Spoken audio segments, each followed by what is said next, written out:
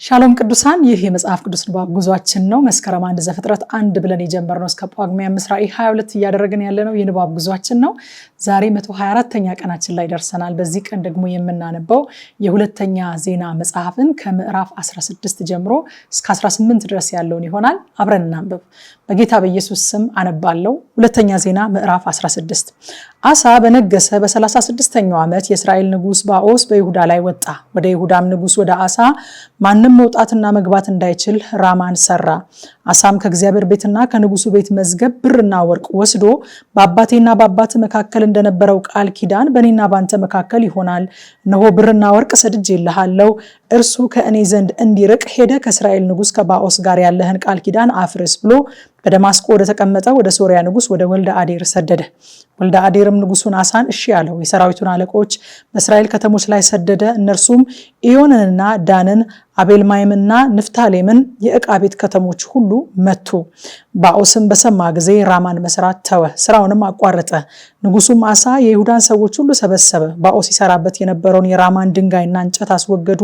እርሱም ጌባንና ምጽጳን ሰራበት። በዚያም ጊዜም ባለራእዩ አናኒ ወደ ይሁዳ ንጉስ ወደ አሳ መጥቶ እንዲህ አለው፣ በሶሪያ ንጉስ ታምነሃልና በአምላክ በእግዚአብሔር አልታመንክምና ስለዚህ የሶሪያ ንጉስ ጭፍራ ከእጅህ አምልጧል።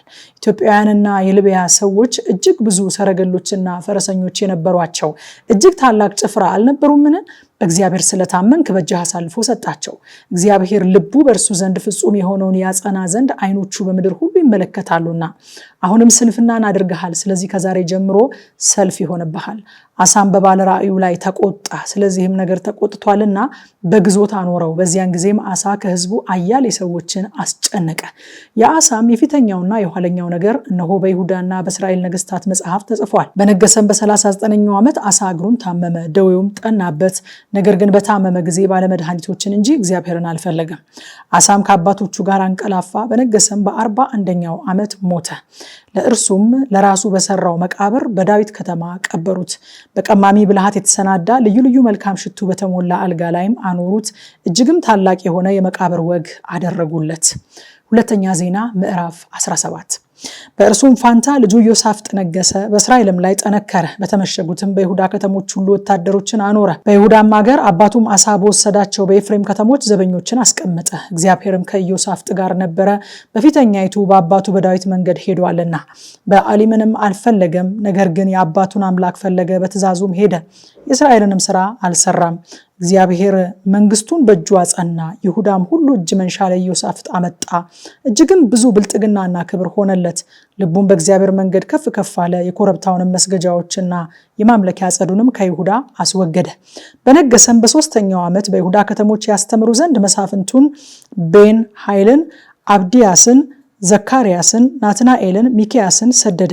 ከእነርሱም ጋር ሌዋውያንን፣ ሸማያን፣ ነታንያን፣ ዝባድያን፣ አሳሄልን፣ ሰሚራሞትን፣ ዮናትንን፣ አዶንያስን፣ ጦቢያን፣ ጦባዶንያን ሰደደ። ከእነርሱም ጋር ካህናቱን ኤሊሳማንና ኢዮራምን ሰደደ። እነርሱም የእግዚአብሔርን የሕጉን መጽሐፍ ይዘው በይሁዳ ያስተምሩ ነበረ። ወደ ይሁዳም ከተሞች ሁሉ ሄደው ሕዝቡን ያስተምሩ ነበር። በይሁዳም ዙሪያ በነበሩ መንግስታት ሁሉ ላይ ከእግዚአብሔር ዘንድ ድንጋጤ ሆነ። ከኢዮሳፍጥም ጋር አልተዋጉም።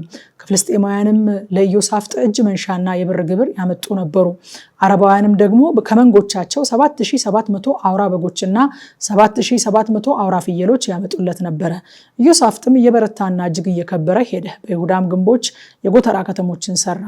በይሁዳም ከተሞች ብዙ ስራ ሰራ። በኢየሩሳሌምም ጽኑዓን ኃያላን ሰልፈኞች ነበሩት። ቁጥራቸውም እንደ አባቶቻቸው ቤት ይህ ነበረ።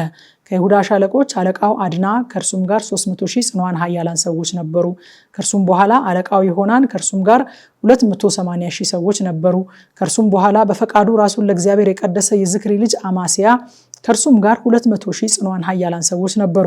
ከብንያምም ጽኑ ኃያል የነበረው ኤሊዳሄ፣ ከእርሱም ጋር ቀስትና ጋሻ የሚይዙ 200,000 ሰዎች ነበሩ። ከእርሱም በኋላ ዮዛባት፣ ከእርሱም ጋር ለሰልፍ የተዘጋጁ 180,000 ሰዎች ነበሩ። ንጉሱ በተመሸጉ በይሁዳ ከተሞች ሁሉ ካኖራቸው ሌላ እነዚህ ንጉሱን ያገለግሉ ነበረ። ሁለተኛ ዜና ምዕራፍ 18። ለኢዮሳፍጥም ብዙ ብልጥግናና ክብር ነበረው። ለአካብም ጋብቻ ሆነ። ከጥቂት ዓመት በኋላም ወደ አካብ ወደ ሰማርያ ወረደ። አካብም ለእርሱና ከእርሱ ጋር ለነበሩት ሕዝብ ሁሉ በጎችንና በሬዎችን አረደ። ከእርሱም ጋር ወደ ሬማት ዘገለአድ ይሄድ ዘንድ አባበለው። የእስራኤል ንጉሥ አካብ የይሁዳን ንጉሥ ኢዮሳፍጥን ከኔ ጋር ወደ ሬማት ዘገለአድ ትሄዳለህን? አለው። እርሱም እኔ እንዳንተ ነኝ፣ ሕዝቤም እንደ ሕዝብ ናቸው፣ በሰልፍም ካንተ ጋር እንሆናለን ብሎ መለሰለት። ኢዮሳፍጥም የእስራኤልን ንጉሥ የእግዚአብሔርን ቃል አስቀድመ ትጠይቅ ዘንድ እለምንሃለሁ አለው። የእስራኤልም ንጉሥ ነቢያቱን 400 ሰዎች ሰብስቦ ወደ ሬማት ዘገለአድ ለሰልፍ ልሂድን ወይንስ ልቅር አላቸው። እነርሱም እግዚአብሔር በንጉሥ እጅ አሳልፎ ይሰጣታልና ውጣ አሉት። ኢዮሳፍጥ ግን እንጠይቀው ዘንድ የእግዚአብሔር ነቢይ የሆነ ሌላ ሰው በዚያ አይገኝምን አለ። የእስራኤልም ንጉሥ ኢዮሳፍጥን እግዚአብሔርን የምንጠይቅበት አንድ ሰው አለ፣ ነገር ግን ሁል ጊዜ ክፉ እንጂ ከቶ መልካም ትንቢት አይናገርልኝምና እጠለዋለሁ፣ እርሱም የይምላ ልጅ ሚክያስ ነው አለው። ኢዮሳፍጥም ንጉሥ እንዲህ አይበል አለው። የእስራኤልም ንጉሥ አንድ ጃንደረባ ጠርቶ የይምላ ልጅ ሚክያስን ፈጥነህ አምጣው አለው። የእስራኤል ንጉሥና የይሁዳ ንጉሥ ኢዮሳፍጥ ልብሰ መንግስት ለብሰው በሰማርያ በር መግቢያ አጠገብ በአደባባይ በዙፋኖቻቸው ላይ ተቀምጠው ነበረ። ነቢያትም ሁሉ በፊታቸው ትንቢት ይናገሩ ነበረ። የክንዓና ልጅ ሴዴቅያስም የብረት ቀንዶች ሰርቶ እግዚአብሔር እንዲህ ይላል፣ ሶርያውያንን እስኪጠፉ ድረስ በእነዚህ ትወጋለህ አለ። ነቢያትም ሁሉ እግዚአብሔር በንጉሱ እጅ አሳልፎ ይሰጣታልና ወደ ሬማት ዘገለአድ ሂድና ተከናወን እያሉ እንዲሁ ትንቢት ይናገሩ ነበረ። ሚክያስንም ሊጠራ የሄደ መልእክተኛ እነሆ ነቢያት በአንድ አፍ ሆነው ለንጉሱ መልካም ይናገራሉ፣ ቃልህም እንደ ቃላቸው እንዲሆን መልካም እንድትናገር እለምንሃለሁ አለው። ሚክያስም ሕያው እግዚአብሔርን አምላኬ የሚለኝን እርሱን እናገራለሁ አለ። ወደ ንጉሱም በመጣ ጊዜ ንጉሱ ሚክያስ ሆይ ወደ ሬማት ዘገለአድ ለሰልፍ እንሂድን ወይስ እንቅር አለው። እርሱም ውጣ ተከናወን፣ በእጅህ አልፎ ይሰጣሉ አለ። ንጉሱም በእግዚአብሔር ስም ከእውነት በቀር እንዳትነግረኝ ስንት ጊዜ አምልሃለሁ አለው። እርሱም እስራኤል ሁሉ ጠባቂ እንደሌላቸው በጎች በተራራ ላይ ተበትነው አየው። እግዚአብሔርም ለእነዚህ ጌታ የላቸውም፣ እያንዳንዱ በሰላም ወደ ቤቱ ይመለስ አለ ብሎ ተናገረ። የእስራኤልም ንጉሥ ኢዮሳፍጥን ክፉ እንጂ መልካም ትንቢት አይናገረኝም አላልኩህምን? ሚክያስም አለ እንግዲህ የእግዚአብሔርን ቃል ስሙ። እግዚአብሔር በዙፋኑ ተቀምጦ የሰማይ ሰራዊትም ሁሉ በቀኙና በግራው ቆመው አየው። እግዚአብሔርም ወጥቶ በሬማት ዘገለአድ ይወድቅ ዘንድ የእስራኤልን ንጉሥ አካብን የሚያታልል ማን ነው አለ። አንዱም እንደዚህ ሌላውም እንደዚህ ያለ ነገር ተናገረ። መንፈስም መጣ፣ በእግዚአብሔር ፊት ቆሞ እኔ አታልለዋለሁ አለ። እግዚአብሔርም በምን አለው። እርሱም ወጥቼ በነቢያቱ ሁሉ አፍ ሐሰተኛ መንፈስ ሆናለሁ አለ። እግዚአብሔርም ታታልለዋለህ፣ ይቅናህ፣ ውጣ፣ እንዲህም አድርግ አለ። አሁንም እነሆ እግዚአብሔር በእነዚያ ነቢያት አፍ ሐሰተኛ መንፈስ አድርጓል። እግዚአብሔርም ባንተ ላይ ክፉ ተናግሮብሃል። የክንዓናም ልጅ ሴዴቅያስ ቀረበ፣ ሚክያስንም በጥፊ መታውና የእግዚአብሔር መንፈስ ካንተ ጋር ይናገር ዘንድ በምን መንገድ ከኔ ጋር አለፈ አለ። ሚክያስም እነሆ በዚያን ቀን እንድትሸሸግ ወደ እልፍኝ ስትሄድ ታያለህ አለ። የእስራኤልም ንጉሥ ሚክያስን ውሰዱ፣ ወደ ከተማይቱም አለቃ ወደ አሞን ወደ ንጉሱም ልጅ ወደ ኢዮአስ መልሳችሁ፣ ንጉሥ እንዲህ ይላል፣ በደህና እስክመለስ ይህን ሰው በግዞት አኖሩት፣ የመከራም እንጀራ መግቡት፣ የመከራም ውሃ አጠጡት በሉ አለ። ሚክያስም በደህና ብትመለስ እግዚአብሔር በእኔ ተናገረው አይደለም አለ። ደግሞም እናንተ ሕዝብ ሁሉ ስሙኝ አለ። የእስራኤል ንጉሥና የይሁዳ ንጉሥ ኢዮሳፍጥ ወደ ሬማት ዘገለአድ ወጡ። የእስራኤልም ንጉሥ ኢዮሳፍጥን ልብሴን ለውጬ ወደ ሰልፍ ገባለሁ፣ አንተ ግን ልብስህን ልበስ አለው። የእስራኤልም ንጉሥ ልብሱን ለወጠ፣ ወደ ሰልፍም ገቡ።